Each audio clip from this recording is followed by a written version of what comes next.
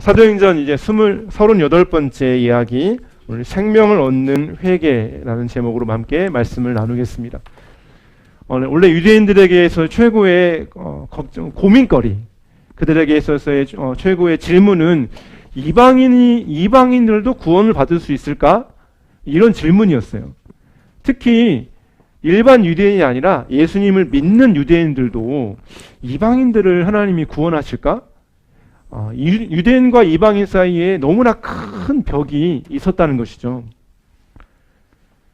그들이 가지고 있는 어떤 선입견, 고정관념이 굉장히 높았다는 것을 볼 수가 있습니다. 그런데 기독교 2000년 역사를 가만히 보니까 어떻습니까, 여러분? 우리 하나님이 5대양 6대주 교회가 안 세워진 곳이 없도록 우리 하나님은 모든 역사 속에서 모든 민족이 주께 나오도록 우리 하나님은 놀랍게도 일하셨습니다. 할렐루야. 그러니까 유대인들이 가지고 있었던 그 모든 선입견들이 역사 속에서 굉장히 놀랍게 하나님께서 무너뜨리시는 것을 볼 수 있습니다. 오히려 지금은 반대가 되었어요. 그때는 유대인들이 이방인들이 구원을 받을 수 있을까? 이렇게 유대인들이 약간 염려했다면 지금은 오히려 이방인이었던 우리가 유대인들이 예수님을 믿을까?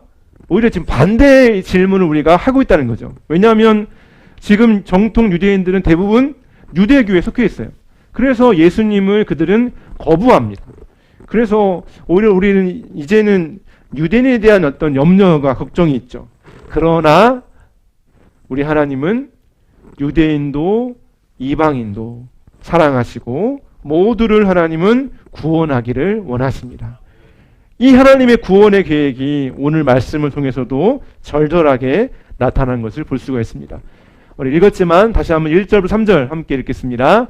유대에 있는 사도들과 형제들이 이방인들도 하나님의 말씀을 받았다함을 들었더니 베드로가 예루살렘에 올라갔을 때에 할례자들이 비난하여 이르되 내가 무할례자의 집에 들어가 함께 먹었다 하니 베드로가 이렇게 고넬료의 집에 들어간 사건, 이게 유대인들에게는 굉장히 큰 사건이었습니다. 왜냐하면 이방인의 집에 들어가서 함께 먹었다.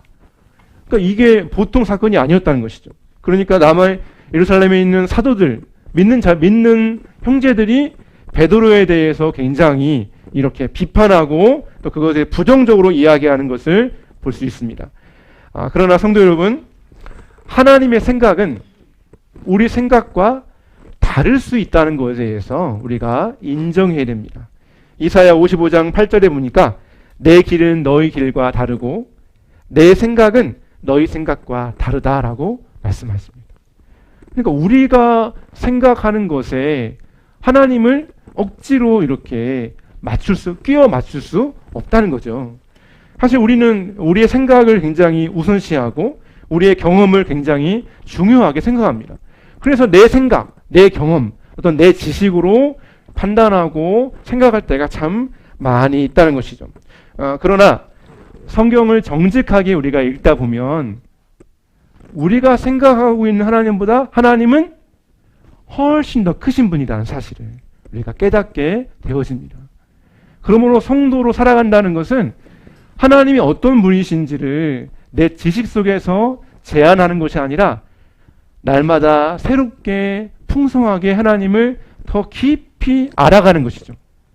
어제 내가 알고 있는 하나님이 전부가 아니라 오늘도 하나님은 이 말씀을 통해서 나의 삶을 통해서 하나님은 새롭게 당신을 우리에게 말씀해 주시고 가르쳐 주시고 보여주시는 분이라는 사실입니다. 그러니까 여러분, 베드로가 그렇게 오랫동안 예수님 말씀을 들었지만 베드로는 계속해서 하나님의 사랑을 깨달았고 하나님의 은혜를 깨달으면서 베드로는 계속해서 그 마음의 영적인 지경들이 넓어지고 있는 것을 보게 됩니다. 그러므로 사랑하는 성도 여러분, 우리가 정말 두려워할 것은 우리가 하나님을 계속해서 알아가는 것 없이 과거에 믿었던 어떤 생각으로 계속해서 살아가는 것, 과거에 어떤 내 믿음에 그냥 머물러 있는 것을 우리는 굉장히 두려워해야 됩니다. 과거의 내 믿음으로 오늘을 살고자 할 때 우리 마음은 계속해서 굳어지게 될 것이고 판단하게 될 것이고 우리의 선입견을 가지고 하나님의 역사를 우리가 제한하게 될 것입니다. 오히려 여러분, 초신자들이 더 열심을 내지 않습니까? 초신자들이 더 열심히 성경을 읽고 묵상하잖아요. 오래 믿음 생활하는 것들이 내가 교회를 오랫동안 다녔다 말고 날마다 우리가 주님을 새롭게 만나고 새롭게 경험하고 새롭게 알아가는 것들이 여러분 우리에게 진짜가 되기를 소망합니다. 이스라엘이 원래부터 택한 민족이 아니었습니다. 원래부터 야곱이 이스라엘이었습니까? 야곱이 변하여 이스라엘로 하나님이 만드셨죠. 아브라함을 보세요. 아브라함이 부름받기 전까지 그는 어디에 있었습니까? 갈대아 우르에서 우상을 숨기는 집안에 있지 않았잖아요. 그냥 보통 사람이었고 하나님으로부터 굉장히 멀리 있는 사람에 불과했습니다. 하나님이 그런 아브라함을 불러서 복을 주고 언약을 주시고 약속을 주시고 하나님께서 그를 사랑하여 주셔서 당신의 놀라운 사랑으로 복의 근원으로 그를 세워 주셨습니다. 우리 모두가 다 죄인입니다. 태어날 때부터 우리가 의인이라 또 태어날 때부터 우리가 정말 하나님께 우리가 정말 내세울 수 있는 것이 없다는 것이죠. 우리 모두가 다 은혜와 긍휼로 하나님의 자녀가 되었다는 것을 겸손하게 우리가 고백하기를 원합니다. 아무것도 주장할 거, 내세울 거, 자랑할 것이 없다는 것이죠. 그러므로 신앙생활이 깊어져 간다는 것은 계속해서 내 삶에서 예수님만 남는 것입니다. 내가 내 신앙생활이 얼만큼 했고 내가 성경을 얼만큼 읽었고 내가 금식기도를 얼만큼 했고 내가 교회에 또 헌금을 얼만큼 했고 교회가 갱신되고 교회가 새롭게 되는 것은 계속해서 예수님만 남는 것입니다.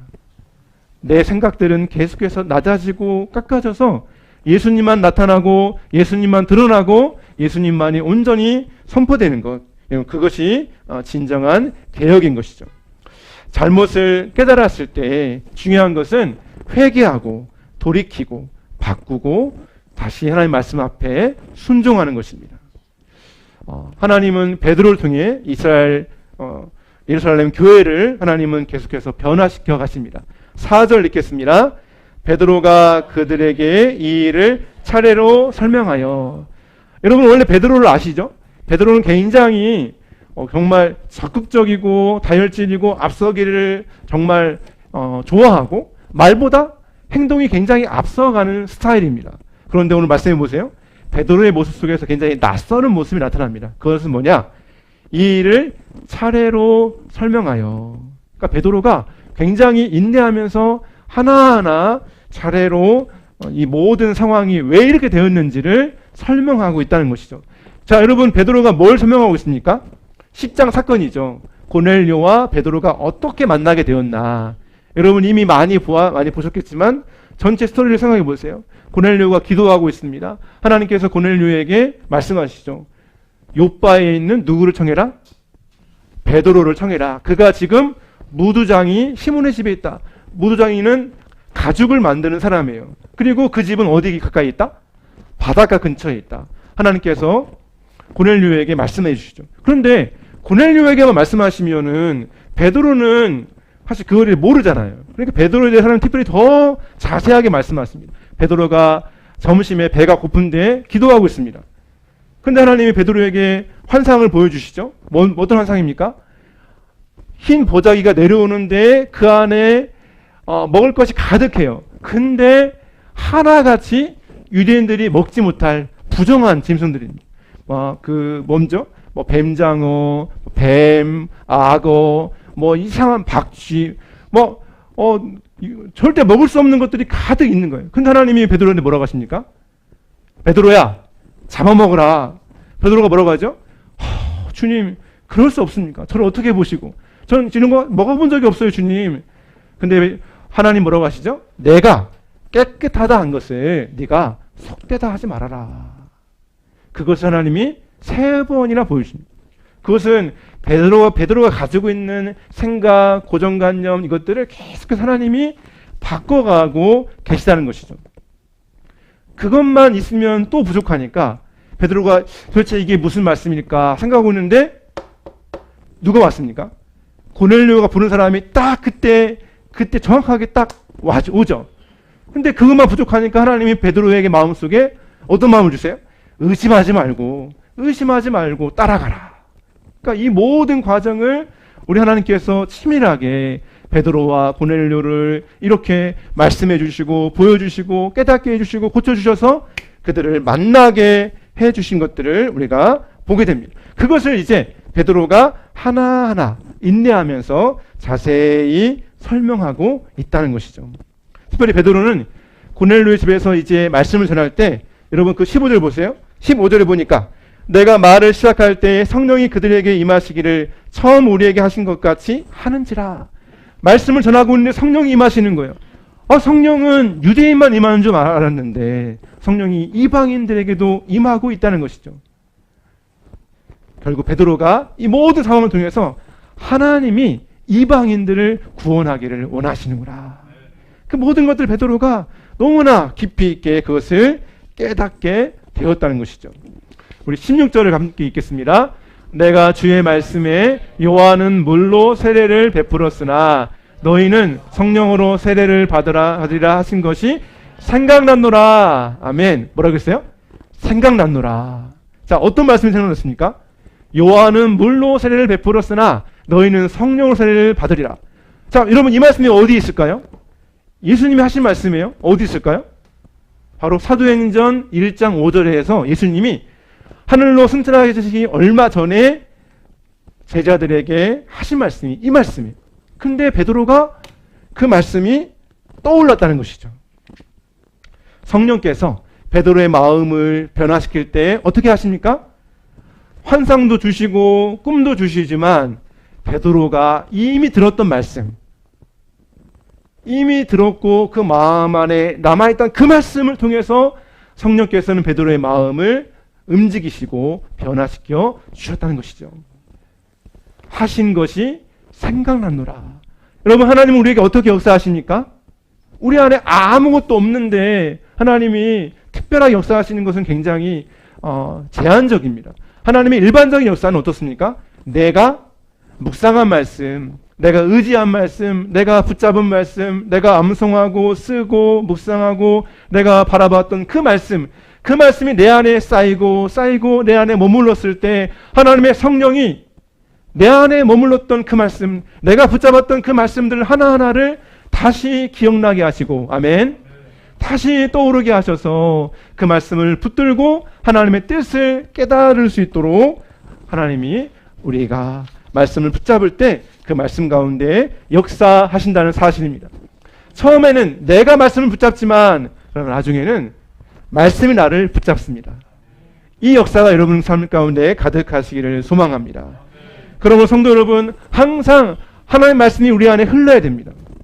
세상 걱정, 드라마 스토리, 영화 이야기, 무슨 광고, 정말 또 뉴스거리, 물론 그런 것들이 필요하긴 하지만 우리의 영혼의 깊은 곳에 여러분 하나님의 말씀이 흘러가기를 소망합니다.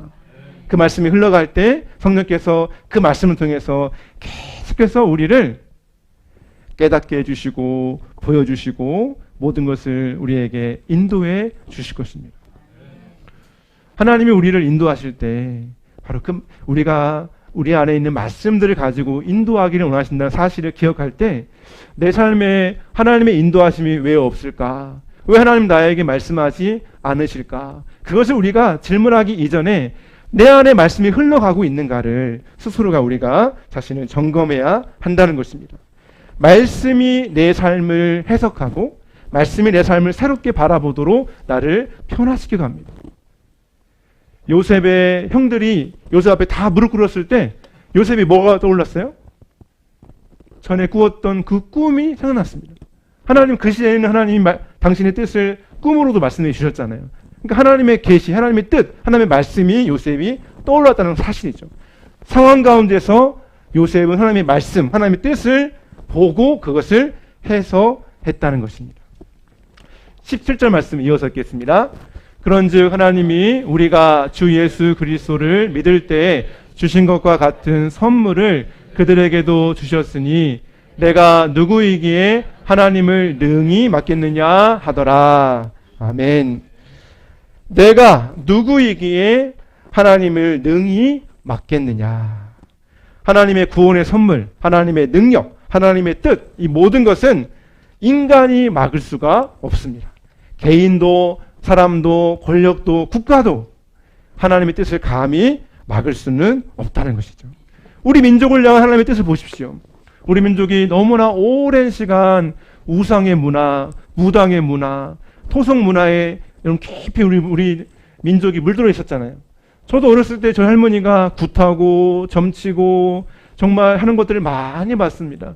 이웃 마을에서 사람들이 이렇게 교통사고로 죽어가니까 그거를 마을 사람들이 모여서 어떻게 하면 좋을까 하다가 굿을 했어요. 굿을 막 하니까 무당이 야 마을 이름을 바꿔라. 마을 이름 바꿨어요. 우리나라가 그런 시대였어요. 우리 사회가 그런 사회였어요.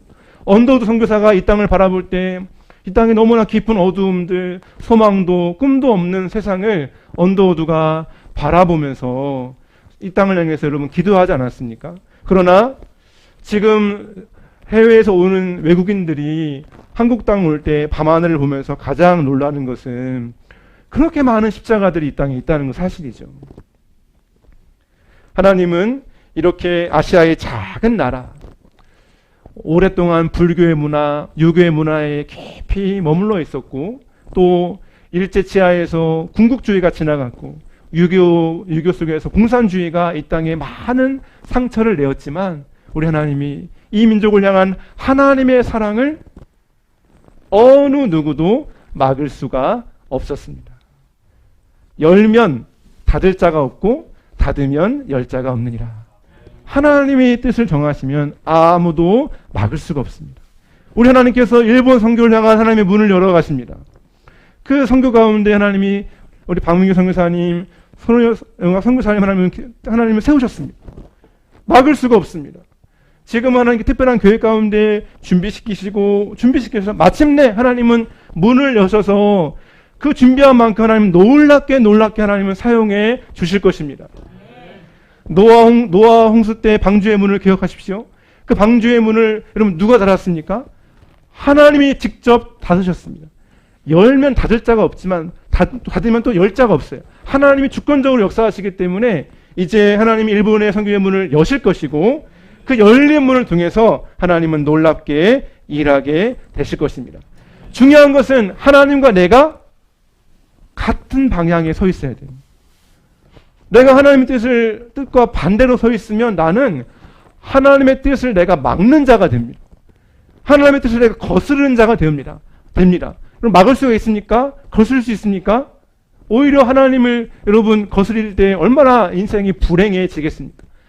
하나님과 같은 방향에 여러분 서 보십시오. 하나님이 일하시는 것을 보게 될 것입니다. 하나님이 역사하시는 것들을 삶 속에서 보게 될 것입니다. 하나님의 기적과 하나님의 역사와 하나님의 인도하심들을 삶 속에서 놀랍게 체험하게 될 것입니다. 하나님과 한 방향에 서기를 소망합니다. 마지막 18절 함께 읽겠습니다. 그들이 이 말을 듣고 잠잠하여 하나님께 영광을 돌려 이르되 그러면 하나님께서 이방인에게도 생명 얻는 회개를 주셨도다 하니라. 아멘. 자, 이 말을 듣고 첫 번째 반응은 뭐였습니까? 잠잠하여. 베드로 당신이 그럴 수가 있습니까? 막 이렇게 소리치고 비방하다가 말씀을 다 듣고 나서 어떻게 해요? 잠잠해졌다. 제가 오늘 새벽에 일어나니까 4시 44분이더라고요. 4 마음속에 하나님 내 욕심이 죽게 해주시고 내 생각이 죽게 하시고 내 옛사람이 죽게 해주셔서 주님만 드러나게 해주십시오. 잠잠해지는 역사. 우리의 생각이 잠잠해지고 우리의 부정적인 마음들, 이기적인 마음들, 세상 염려 모든 것들이 다 잠잠해지기를 소망합니다. 우리 버드네 안에 모든 부정적인 생각들이 다 잠잠해지기를 소망합니다. 하나님의 뜻 앞에서 우리가 이 모든 인간적인 생각들, 부정적인 마음들이 잠잠해지는 것이죠. 더불어서 뭐가 일어납니까? 하나님께 영광을 돌린다. 할렐루야. 자기 생각은 잠잠해지고 자기 욕심은 잠잠해지고 이제 하나님이 우리를 세워주신 목적을 따라서 하나님께 영광을 돌린다. 이 백성은 내가 나의 영광을 위해 창조하나니 나의 찬송을 부르게 하려 함이라. 하나님을 영화롭게 하고 영원토록 하나님을 즐거워한다. 하나님께 영광을 돌린다는 것은 바로 그런 것이죠. 여러분 한번 따라해서 볼까요? 하나님 안에서 행복해라. 이것이요, 여러분, 이것이 하나님께 영광을 돌리라는 말씀의 뜻입니다. 너희는 내 안에서 행복해라. 자녀가 행복해하면 부모는 너무너무 기쁩니다. 경험해 보셨죠? 자녀가 그냥 기뻐하면 부모도 같이 기뻐요. 자녀가 기뻐하는데 부모가 짜증내지 않죠. 함께 기쁘고 함께 즐겁습니다. 하나님이 우리에게 나를 기뻐해라, 나의 영광을 돌려라는 말씀은 내 안에서 기뻐해라, 내 안에서 즐거워하라, 내 안에서 행복해라 라고 하시는 하나님의 은총의 부름입니다. 우리 김전환 권사님이 저녁에 식탁 앞에 이태원 집사님 언제 오느니 불러놓고 자 맛있게 다 먹어라. 근데 아무것도 없어. 심지어 그릇도 없어. 아무것도 없는데 권사님이 이렇게 맛있게 먹어라 이렇게 얘기할 수 있습니까? 그러면 우리 어머니 약 드실 시간이구나 이렇게 생각하지 않겠어요? 절대 약을 안 드십니다. 오해하지 마시면 좋겠어요. 그러니까 여러분, 하나님이 우리한테 나를 기뻐해라, 나를 즐거워해라, 내 안에 행복해라고 하실 때 하나님이 아무것도 안 주고 아무것도 주는 거 없이 그냥 너 기뻐해라, 즐거워해라. 여러분 무슨 정신 승리입니까? 무슨 암기 훈련입니까? 무슨 정신 수양입니까? 하나님이요, 우리가 하나님을 마음껏 기뻐할 수 있도록 감히 돈으로 상상할 수 없는 어마어마한 선물들, 시간과 생명과 아름다운 자연과 사랑하는 사람들과 심지어는 당신의 아들을 우리에게 모든 것을 다 내어 주셨습니다. 하나님이 우리에게 거저 주신 선물이 여러분 얼마나 많은지를 우리가 눈을 들어 깨닫기를 소망합니다. 자꾸만 우리가 근심하고 불평하는데 어제 다른 교회 인지식 가니까 원불교 신자 되지 말라고 그래요. 원불교 신자. 원망하고 불평하고 교만하고 원불교 신자래요. 감사하고 사랑하고 기뻐하는. 하나님이 우리에게 주신 것들이 여러분 얼마나 많은지, 우리에게 주신 이 사랑 얼마나 많은지, 새끼손가락 하나도 하나님의 은혜가 아니면 움직일 수가 없습니다. 모든 것이 하나님의 여러분 은혜예요. 선물입니다. 마음껏 기뻐해라, 즐거워라 하나님 우리에게 말씀하시잖아요. 그러니까 우리에게 주신 모든 것들에 대해서 우리가 정말 하나님의 은혜로 기억하고 기뻐하고 감사하는 것. 우리가 무엇이 간데 이렇게 하나님 앞에 예배할 수 있습니까? 하나님께 감히 경배할 수 없는 부족한 연약한 존재이지만 하나님을 기뻐하고 예배할 수 있도록 우리를 불러주셨다는 이런 그 사실 앞에 우리가 감사와 찬송을 드리기를 소망합니다. 마지막으로 이제 이스라엘 유대의 성도들이 고백합니다. 그러면 이방인에게도 뭐라고요? 생명 얻는 회개를 주셨도다. 여러분이 잘 보시기 위해서 글자를 다르게 했습니다. 이방인에게도 생명 얻는 회개를 주셨구나. 그것이 이제 모든 이스라엘 예루살렘 교회 성도들의 고백이었습니다. 아, 하나님이 이방인도 구원하시는구나. 이방인에게도 생명 얻는 회개를 하나님은 주시는구나. 그것을 이제 믿음으로 받아들이게 되었다는 사실입니다. 그럼 여러분, 회개가 무엇입니까? 일주일 동안 마음껏 죄짓다가 주일날 와서 하나님 용서해 주세요, 잘못했습니다 라고만 하는 것이 단지 여러분 회개일까요? 루터가 종교개혁 때 회개에서 이렇게 얘기합니다. 함께 읽어보겠습니다. 우리 주 예수 그리스도께서 회개하라고 하셨을 때 이는 믿는 자의 삶 전체가 회개하는 삶이어야 함을 말씀하신 것이다. 아멘. 회개는 단순히 회개 기도만을 얘기하지 않습니다. 회개는 믿는 자의 삶 전체가 하나님께 돌이키는 것입니다. 삶 전체가 하나님을 바라보고 하나님을 향하는 삶입니다. 이것을 로이 존스 목사님이 시편 51편 설교 때 이렇게 얘기했습니다. 회개하지 않는 사람이 그리스도인이 된 적이 없습니다. 당신의 삶에 회개의 특징이 나타나지 않는다면 그리스도인이라는 이름의 표를 떼내어 버리는 것이 낫습니다. 우리의 삶에 하나님이 원하시는 것은 단순히 회개 기도만을 원하시는 것이 아닙니다. 내 삶 전체가, 내 삶의 전체가 나의 생각과 나의 삶과 나의 모든 인생이, 나의 모든 일상이 가정에서, 직장에서, 사업장에서 또 아무도 없는 곳은 나의 삶이 하나님을 바라보는 것, 하나님을 기뻐하는 것, 하나님을 즐거워하는 것, 내 삶의 중심이 계속해서 하나님을 향하여 나아가는 것, 이것을 성경은 회개한다라고 이야기하고 있다는 사실입니다. 단순히 일주일 동안 계속 죄를 짓다가 나와 기도하는 것이 회개의 전부가 절대 아니라는 사실입니다. 세례 요한도 예수님도 회개하라 라고 첫 번째 복음을 선포하실 때 말씀하셨습니다. 요한의 말씀을 들었던 사람들이 회개하라니까 어떻게 하면 좋을까요? 묻습니다. 요한이 이렇게 이야기하죠. 함께 읽겠습니다. 무리가 물어 이르되 그러면 우리가 무엇을 하리이까? 대답하여 이르되 옷 2벌 있는 자는 옷 없는 자에게 나눠줄 것이요 먹을 것이 있는 자도 그렇게 할 것이니라 하고 세리들도 세례를 받고자 하여 와서 이르되 선생님이여 우리는 무엇을 하리이까 하매 이르되 부과된 것 외에는 거두지 말라 하고 군인들도 물어 이르되 우리는 무엇을 하리이까 하매 이르되 사람들에게서 강탈하지 말며 거짓으로 고발하지 말고 받은 급료를 족한 줄로 알라 하니라. 아멘. 세례 요한이 회개하라고 물었을 때, 이야기했을 때 사람들이 어떻게 회개해야 됩니까? 라고 요한을 다시 되물었습니다. 그때 요한은 구체적으로 그들에게 이야기합니다.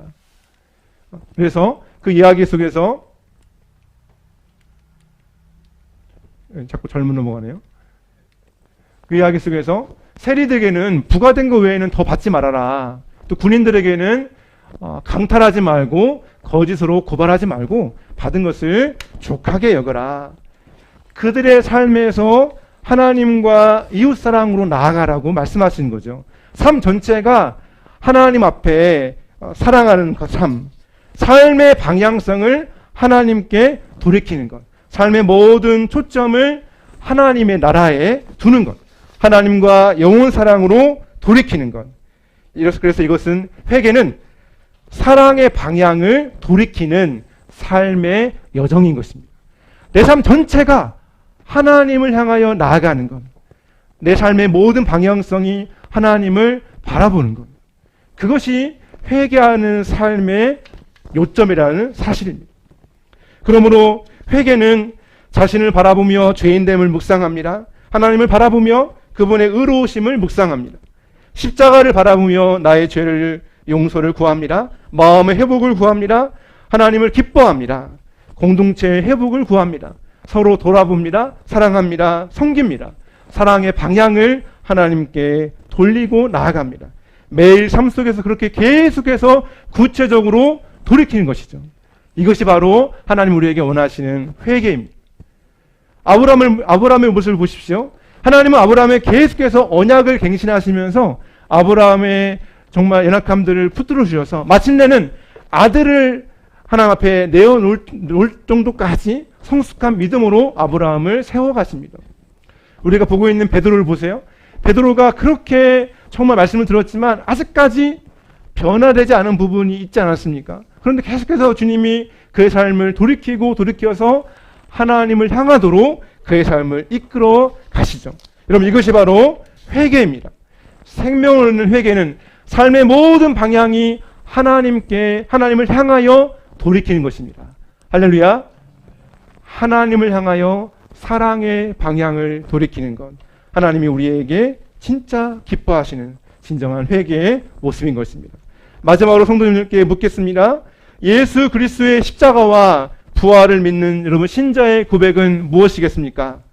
예수 그리스도의 복음을 깨달은 그리스도인의 삶의 응답은 무엇이겠습니까? 그것은 바로 생명을 얻는 회개에 있습니다. 우리 함께